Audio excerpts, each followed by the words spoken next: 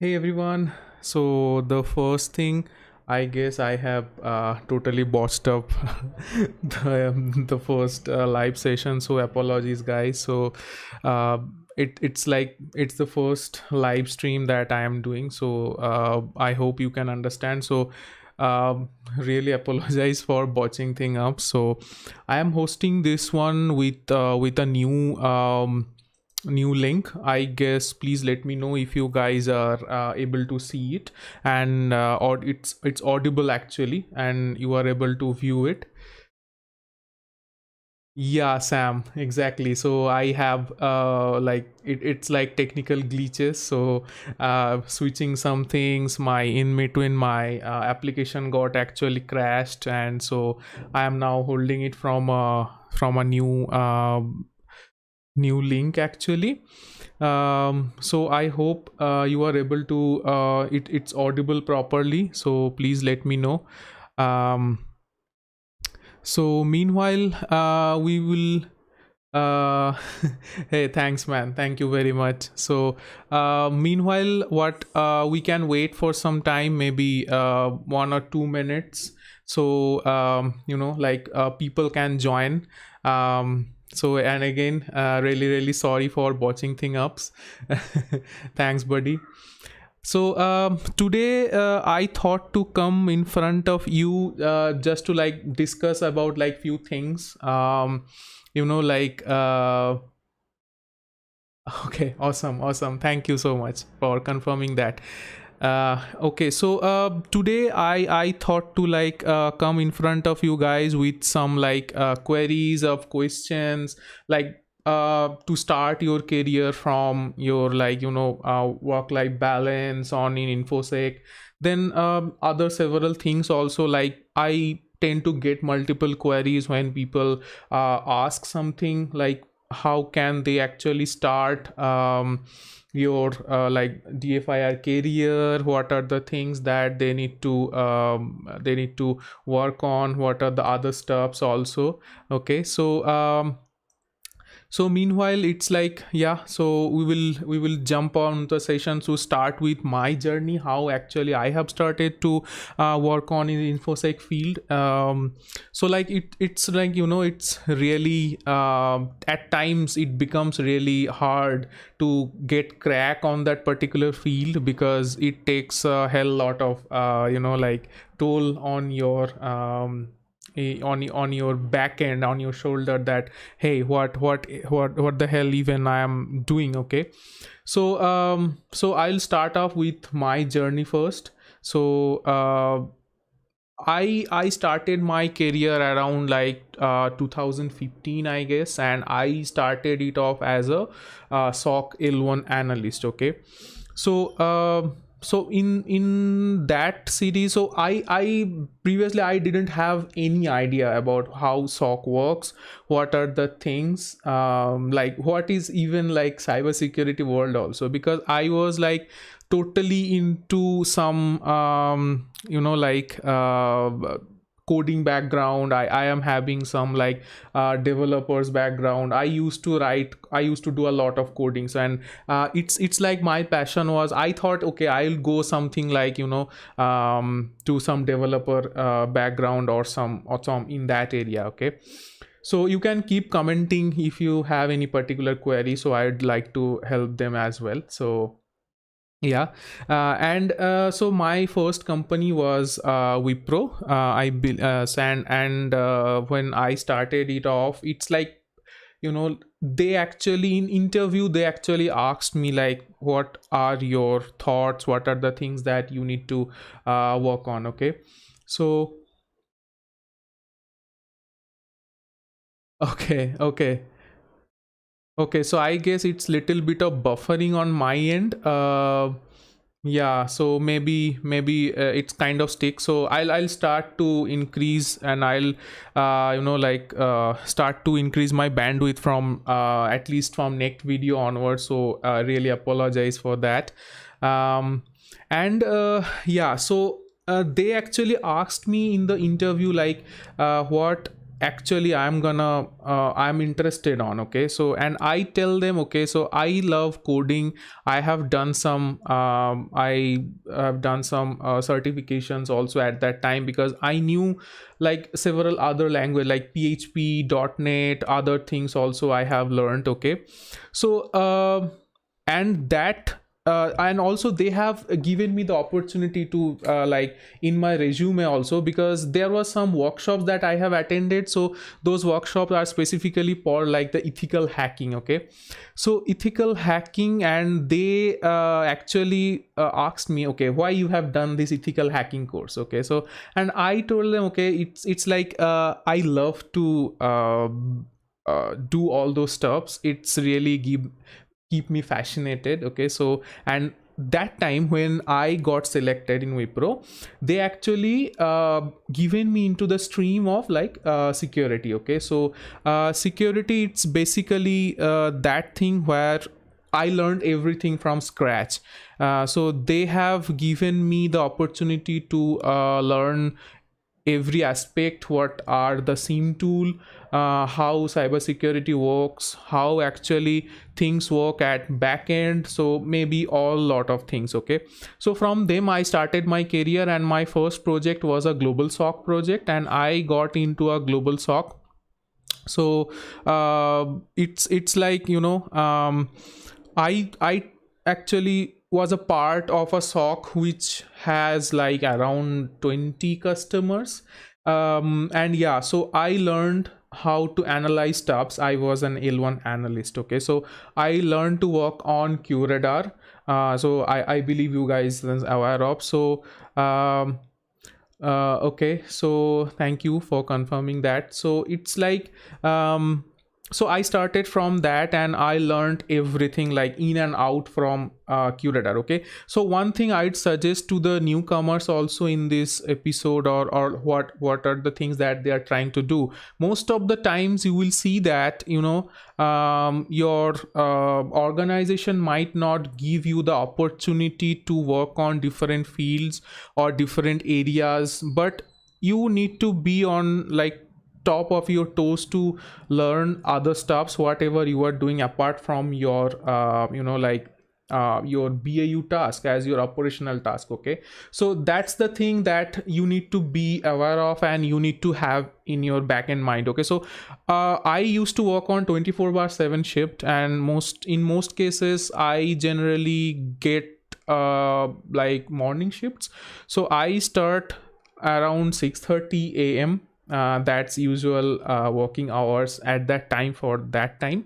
So and from then it's like 3 p.m. I guess. So she used to work on 3 p.m. or around like 3:30 p.m.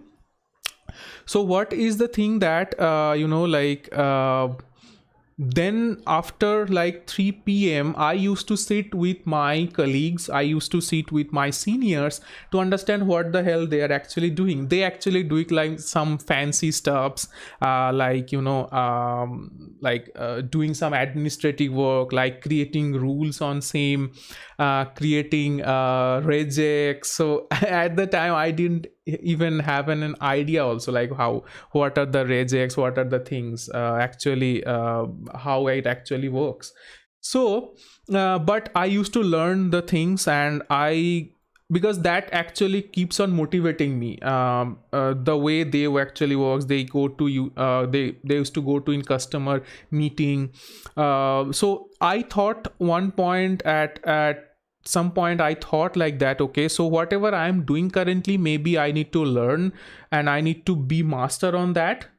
So I used to like study a lot. Okay, so in that, those my beginning days, and it's like obviously you also have to be like that way. Okay, so in your beginning days you might not be get a full opportunity from your organization, but you need to be on your toes, okay, always.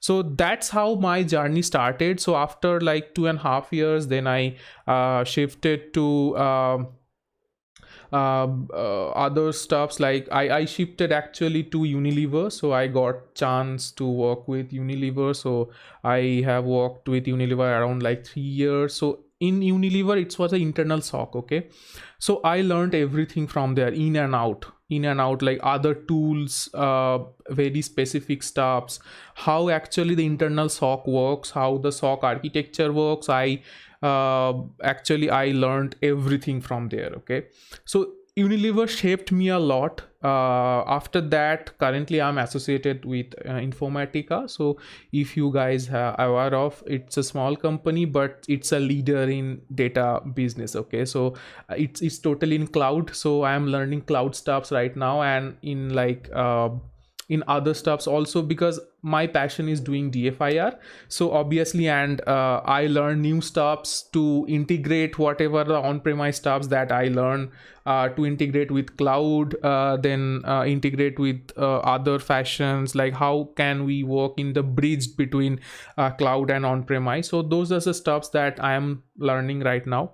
Okay, so yeah, it's really fascinating, and it keeps me motivated always to learn new stuffs for you people also. And I tend to give new things to BlackPerl as well. So I hope people can enjoy from whatever I am learning. So I give the opportunity, and whatever opportunity that I get, I use them full, and I keep in front of you, whether like it's like if you can use that as well. So I know like certifications and other stuffs are also like, like highly pricey for someone at least to start in the beginning phase also, and you don't get much of your experience at the first level. Okay, so I started off this particular channel for you guys. I hope you will learn something from it. Okay, so now taking to the questions part, whatever the question that I tend to get a lot. Okay, so what do you think if it's a person working in different domains of InfoSec, like BAPT, audit, yeah, obviously. See, things, you have to think it like that way, that no other, what I can say, cybersecurity has a different scope. Okay, so it doesn't mean that if you are being in cybersecurity, you have to be inside a SOC. So I have met with some people who thinks that SOC is worthless. Okay, because you get stuck into the SOC and you don't get out of it. You don't get a chance to get out of it. Okay, so those are the things which is actually very very trendy. Okay, but believe me, there are there are a hell lot of other roles also available, right? As you see, like VAPT, it's a huge booming in the market right now. So if you are interested to learn, or if you are interested to be in red team actually, so there are a lot of scope in VAPT as well. So I come from a blue teaming perspective, because I that things keep me motivated rather than going to hunting for like the red teaming stuff actually. But if you think in like that way, also in blue teaming also, you need to have some skills or some knowledge about your VAPT. Okay, because until unless you know how attacker actually attacks you, you might not be able to understand like how to defend that. Okay, so VAPT is it's a really core skill, buddy, what I can say. And I have seen people like jumping from SOC to defense role to VAPT, because that's keep them motivated. So it all about your motivation, what are the things that you like. Okay, so I love blue teaming, so that's the reason I am in like blue team part. And if you are interested in like red teaming part, so go ahead and do that. So it will help you anyway. Okay, so don't worry about that. And audit is obviously another part, I can say that. Okay, so in my company there are a lot of audits keep on going, and whatever the organization I was part of, auditor plays a great role between if it's a service based company, or a a product based company also, or it's a mix on match. So it's like if you are doing some audit, so that means you are master in some field. Okay, so you have to know very much the boundaries between how actually the industry works in that way. And it's if you, again I would say that if it keeps on motivating, go on with that. So there is nothing like that you cannot shine on that field. So I have seen like, and I have worked with some auditors who are actually damn good at technical skills. Okay, so it depends ultimately at the end of the day. Okay. Okay, so I have a question like, how do offline log analysis using heads? Okay, Vazu. Okay, so I take that as separately, and I would guess like I can create a video on that. I have worked on Vazu, and yeah, so it's really a good question to be answered, but I am not like fully master in Azu, but I have used it. So let me do a little bit of research on that, and maybe I'd come back with a video on it, or you can connect me on LinkedIn anytime, so you would get the my LinkedIn profile in the video, so you can use that and we can connect maybe. Okay, makes sense. So give me a thumbs up if that works for you. Okay, so I have seen many questions, like people ask me like, how do you think, what are the, like, what do you actually need? It's the certificate you need or it's the degree you need? Okay, so I would say that both are required. Okay, or it's like skills also very much important nowadays. I have seen people where basically they actually think that if you are having the certifications, but somehow you manage to get the certification, because nowadays it really frustrates me that people get certificate just by paying some bucks. Okay, and they don't even have knowledge to comply with that certification. Okay, so if you are getting in that way, so don't do that. Get out of there and study. Okay, because ultimately what matters at the end of the day, how much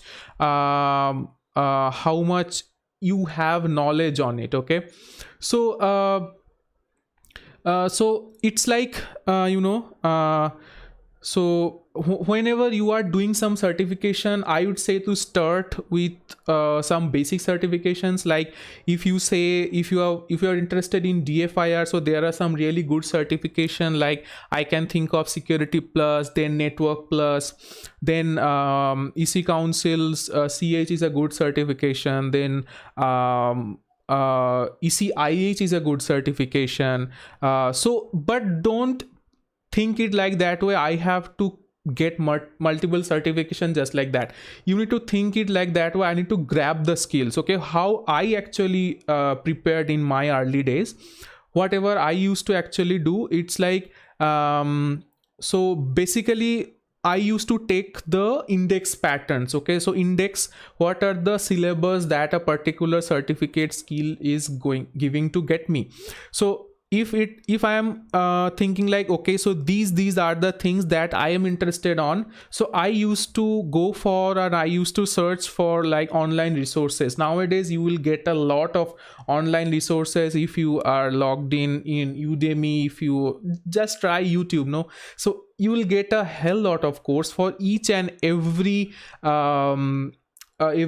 Like for say, if you need to work on in DFIR, you will get a lot of course in YouTube also, and even I have a playlist also for DFIR. I'll try to work on that, and I'll try to release the further episode very soon, how you can actually analyze the logs, what are the technical aspects required. So stick around, and I'll show you how actually you can do all those steps. So yeah, so but focus on learning new skills. Okay, so at the end of the day, that's only matters. It doesn't matter that how much or how wealthy is your resume is. It might attract the HR people or the hiring manager to first place, but I would say that it won't give you a lot of chance when you are facing the technical interview. So I have taken, and even I am taking a lot of interviews nowadays, and I see people are like even like certified like 10 or 12 certification, but when I ask the simple question, they keep to mumble and they keep on thinking, okay, what the hell even I am asking. So that is a bad impression that many service like hiring managers or the technical peoples that get. Okay, so first learn the skill, and then if you are interested to like get into that actual in the mode that okay, I am now worthy and I think that I can get the certification done, so then please do that. Okay, cryptocurrency forensics. Okay, so no, I don't have any tutorial for cryptocurrency forensics, but how okay, let me thinking like that way, how actually cryptocurrency forensics works. Okay, I have never like heard of that term, so apologies, so I need to do an R&D on that. Thanks for that term anyway. So okay, yeah, so I'll come back on that. I don't have any idea on that. Okay, so yeah, so what the certifications available on starting price, as I mentioned, so you can check on that. And but first check on the syllabus, and if you are working in that field and if that interests you, so go for that. It's easy. Or otherwise you can check on the several other resources maybe available in Udemy, maybe available in YouTube. And you can, by the way, check there's a GitHub, my GitHub account also, so check that out. So I have a hell lot of resources available for like learning where you can get stuffs. Okay, so it's called Davy Jones Locker, so you can access that and you can do whatever you want with that. Okay, so okay, what tools you recommend to running consultancy service business if they want to start digital forensics department? Okay, so see, tool matters. Okay, so there could be different tools depending on your use case. Okay, so when it's about digital forensics, you need to first create first your use case. Okay, so what, on which top of your use case you are actually you actually want to host your business on. So if you are totally in the forensic world of like Windows or Macs, so depending on that, on depending on your budget, you can choose the tool. So I have worked on like many free tools as well, but I get some question like, if you are even doing a forensic on organization, why the hell you are using a freeware tool? So don't you want to use a paid tool? Okay, so there are a lot of paid tools available in the market, so you can use those. So I can think of like Redline, then the free tool something like Volatility for memory forensics, then Encache is a very powerful tool for doing forensic. I have seen a lot of people using that even for e-discovery. So again, it depends on your use case. Okay, as I said, now if you want to do forensics, or if you want to build a forensic lab or forensic workstation for cloud, then it depends. Okay, so I have recently built on workspace on cloud actually, but that's a secret. So I am preparing one episode for that, and I'll show you how quickly you can gather evidences from Windows machine. And following that episode, I'll host another episode where I'll show you actually how you can build your workspace on cloud and Amazon AWS. Okay, I'll show you that, so stick around. And so it depends what are the tools that you need to procure. Okay, so I'll also make sure that rather than tooling, also you have the right resources to handle them. So I have seen there are industries like when whatever I was in a part of, so it's like they buy licenses like that. They have money in their pocket, so they buy licenses left and right, but they don't even use those tools. Okay, so make sure that you have right resources for them, you are using those tools, and build your use case, build your runbook first, then go for tooling. Okay, so connect me in LinkedIn so we can discuss further about your use case and what are the particular tools that you might be thinking of. Okay, yeah, so next question I'm getting, I'm working on SOC analyst, please guide me how to roadmap in blue team. Okay, Okay, so yeah, so it's a legit question, buddy. So if you are working on sec analyst, so let me know if you are like working in SOC or like L1 L2 analyst. So you can think of it like that way, that blue teaming is part of a sec analyst role. Okay, so now blue team means defense. Now if you are already working as a like SOC analyst, as a L1 analyst or L2 analyst, you are already in the league. Okay, so now what you can think of, you like you need to think of in like that way, or you need to build your skill for the further enhancement. Okay, so first come as incident response, second come as a digital forensics. Okay, so that is a one step ahead of your role. Now you need to as I told you, how the way I have learned. Okay, so your organization won't give you if you are getting the chance to work on different teams of your organization, go well, do with that. Okay, but at times you might not get full chance to work on your organization. Okay, so in that case, there are some, I have seen like some banks, some other organizations also, like they don't give you full opportunity to work on different fields. There are proper segregation on the field and you need to work on that. So if you are in that kind of scenario, so I would say that eliminate some time from your BAU task. Anyway, that would give you the chance to hammer on your current skill that you are working on. But make sure that whatever the things that you are covering, okay, in terms of like in your enhancement. Okay, so as I told, if you want to learn incident response as a next level, take your incident response skills with you, learn some coding, learn some advanced skill like how, if there is an incident of a malware, let's say like you are handling an incident for a malware incident, now your system is infected with some malware. Okay, now if you are a sec analyst maybe, or an L1 analyst, you would go in like that way. Okay, so these and these are the alerts, these are the basic logs that I am getting from an endpoint. Now I need to triage that, and I need to go with my L2 team and take their advice how the things actually works in next level. So you might not be have a full visibility on invulnerable, but try to work with the L2 team, that what are the things that they are doing. I would tell you like that way. So first what they will do, they will try to gather all the logs from their endpoint machine, then they will try to forensicate on that particular malware sample what is actually active in that endpoint. Okay, so now I am talking about the analysis part, I am not talking about the containment. I am hoping that containment is already done. So you need to learn that skill, how actually they are learning or they are working in like like malware analyst, like what are the things that they are actually particularly doing. Okay, so those are the skills that you need to build on, and watch my videos. You will get hell lot of tools, whatever available currently in the market, whatever I use.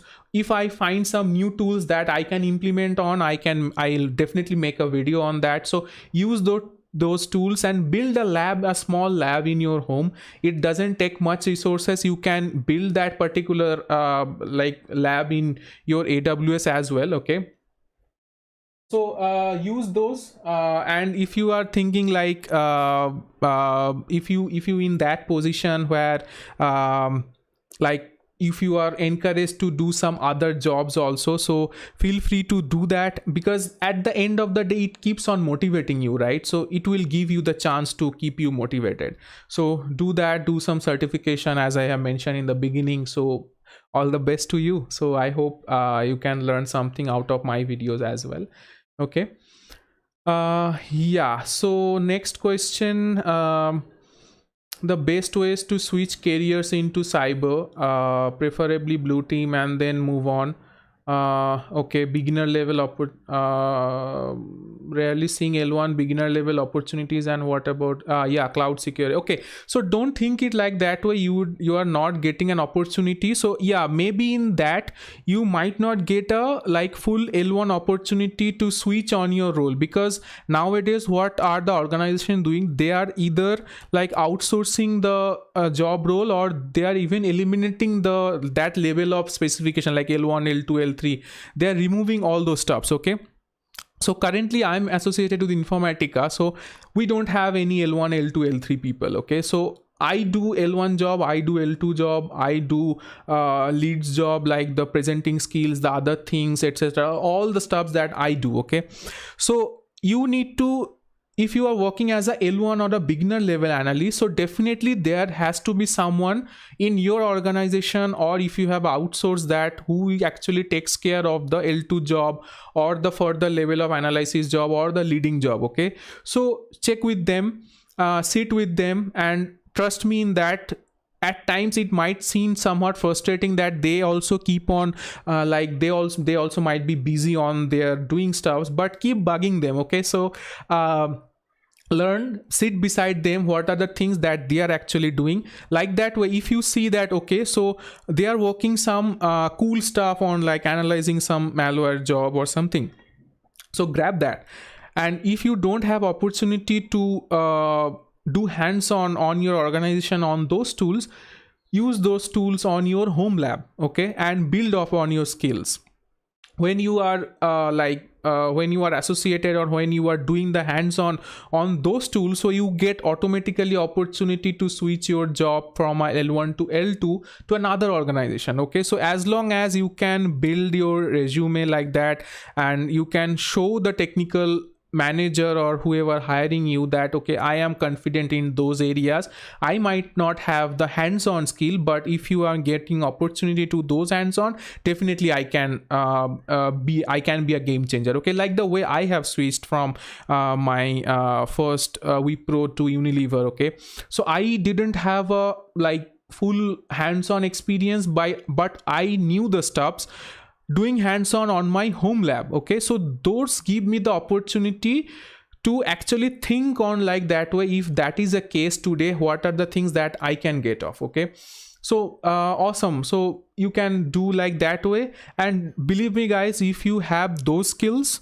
your hiring manager will be impressed. Okay, so and don't go in such an organization for who asks for like hundreds of skills for an L1 level, so that doesn't even make sense. Okay, so if you are applying for L2, there has to be a specific criteria what on you are actually applying for, so go for that. That would help. Okay, NCAS related resources. Okay, so let me find, I might have some from my old organization because I used to work on them. So I would connect me on LinkedIn, so we can talk on that, so I can share that you as well. So let me first search my repository, whatever I have. So definitely we can do all those stuffs. Okay.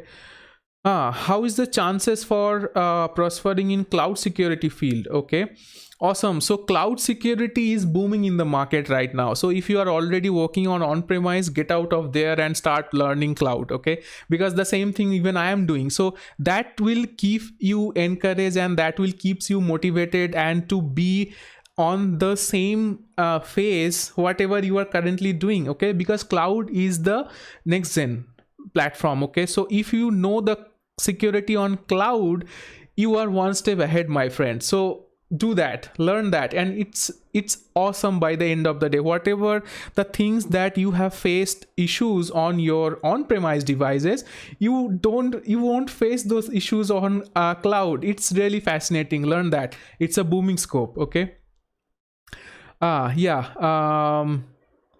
Incident handling job. Okay, how one should proceed future. Okay, further in next steps like forensics and or cloud or any certification. Okay, so incident handling, from my first day of my InfoSec career, I have been working on incident response. Okay, and believe me, I have never switched my job from incident response to anything else. Whatever I am doing currently, I am doing everything apart from incident response as a additional task. Okay, so even whatever like like the companies those hired me as an incident responder. So incident responder means you might not be monitoring on like 24/7, but you know, you would definitely have some of your skills, some of your further enhancement which will actually help you. Okay, so incident response is a huge scope. You would get a hell lot of opportunity to learn stuffs in incident response. Okay, so see at me, so look at me. So I am doing incident response almost for like 7 years now. So apart from incident response, I have learned several things. Okay, but every aspect whatever I have learned is some way or another it's coming from incident response. Okay, be it like threat hunt, be it digital forensics, then be it like analytics, then what I can say, like the development, then administration work. So everything I have learned, but I have started everything from incident response. And even today also I am doing, if there is a P1 incident and there is a breach, I need to stop this live stream now and I need to get back to work. Okay, so luckily I hope that doesn't happen in like another 15 minutes. So that can happen at night also. So yeah, but it's a huge scope. Okay, yeah. Okay, so next question. Okay, hey, okay, thank you very much for all the love that I am getting from you guys. I really appreciate that. And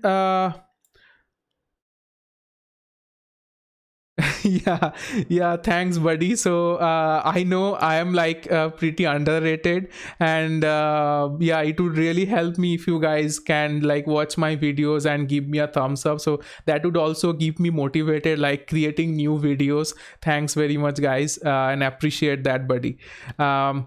Okay, when the word security comes up, people think that this guy knows everything. How do you counter people with this mentality? Exactly. It's a legit question. I am laughing because I have faced the same issue, whatever you are telling right now. Okay, so it's like you need to be bold always. Okay, and you need to be on top of some other's head. Okay, so in the incident call, is that, say, I have seen people like you know, like they keep on asking me that, hey, you are telling that this is a security risk. Okay, now you tell me what are the things that I need to do, maybe a development scope. Okay, and maybe that is not even my cup of tea. Okay, so I tell them, boss, this is not my job. Okay, I am not an expert on development. And by the way, if you are asking a security guy to develop some like on your tools, so that's a bad idea. I can develop on a security tool, something on a security tool, but I cannot develop on your product, so that's a bad idea. But you know, you need to be bold always. Okay, and whatever the things that you are currently telling, or you are managing to do, just be on that. Never think twice to shoot an email or to like increase your red mode. Okay, so this thing Informatica gave me. So this thing is a color scope, and I hope you can see. So this is the red panel. Oh, sorry, I dropped it. So this is red, means they gave it us to, for that sake, just do it. Okay, so at times you need to be in such a position, or you need to throw your red skill. So red skill means, hey, I don't care, I don't bother. Okay, if you are thinking that I know everything, that is not my cup of tea. Okay, so be bold on whatever things that you are currently working on, and be sure that you have that particular skill very very strictly, and you know in and out whatever you are telling. Because if you are telling something wrong, by the end of the day that gonna hit you. Okay, but so be sure on that part, whatever you are asking, whatever you are telling, and be bold on that area. Okay, that would help.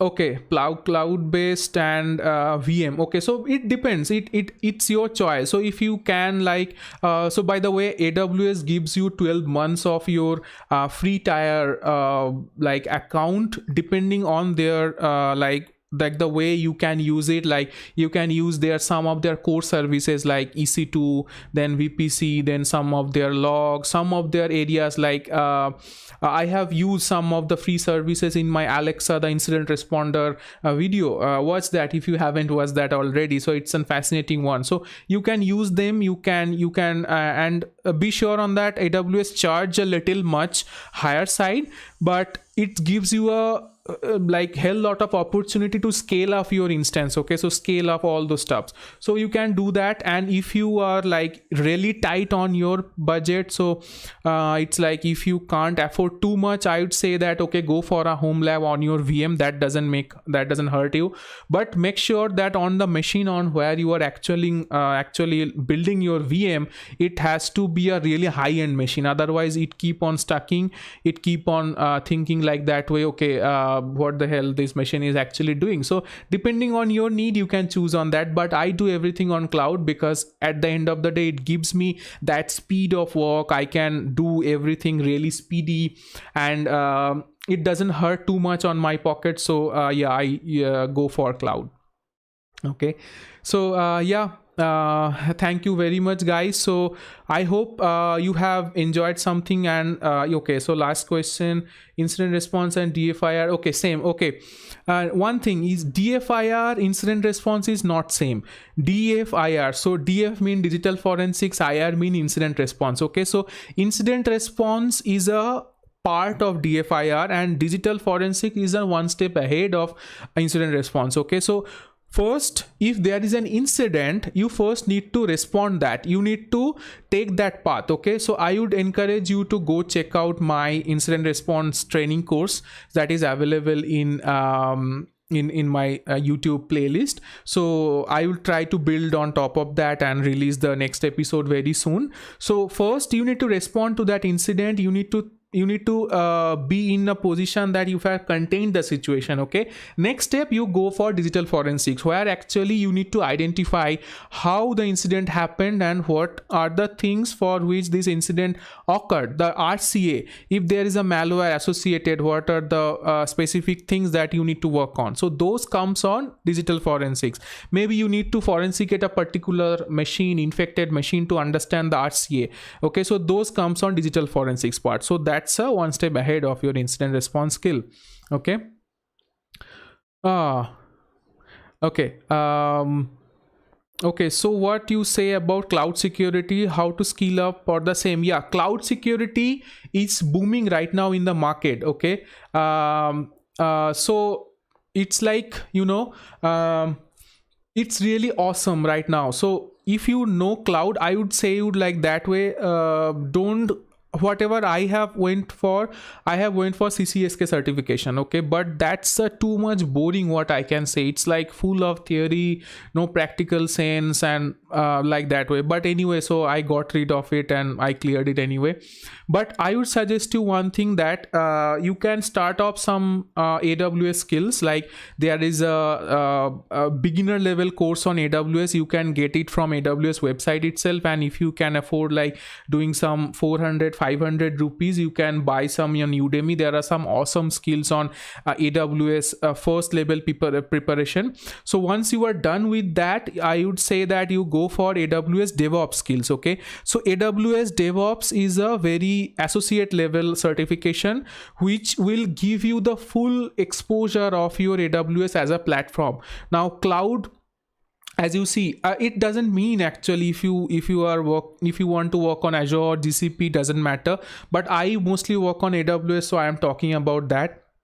So you will get a lot of opportunity to work on AWS. Okay, so first cover that your beginner level skill, then go for a DevOps association skills. Okay, so once you are done with DevOps associate, so you can go for a specialized level course which is AWS security. Okay, so that will give you a full exposure on how actually things works on cloud, how security actually works on cloud, okay, because it's totally different from how actually on-prem scenario work. Okay, so I'll create a quick episode on like how actually things works on cloud, and I'll show you guys how actually we are doing incident response in cloud. Okay, so by the way, there is an episode, I don't actually remember it's day 4 or day 5, but feel free to check out that, where I have collabed with Gerald Auger on his channel, and I have spoken about how things works on cloud and how incident response actually works on cloud. Feel free to check out that. I would say that it would give you some help on that area, but connect me on LinkedIn and we can chat on that. Okay, yeah, so okay, so yeah.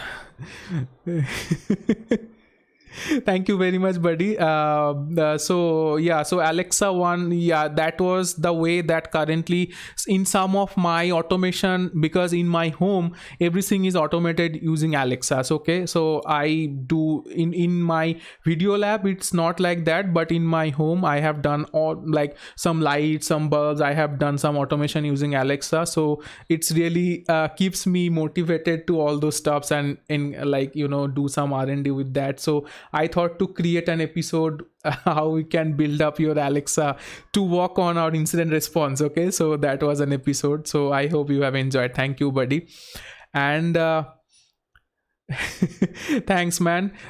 So yeah, I am like like always free like to help you guys. I'm not always free because there are loads of works that I need to do as my daily routine, as my office works, and I get times like for all these stuffs, all this kind of query that I am currently working on. So I don't get much of time to talk with multiple people, but as long as you ask me question, I try to answer them as much quickly as I can to help you guys.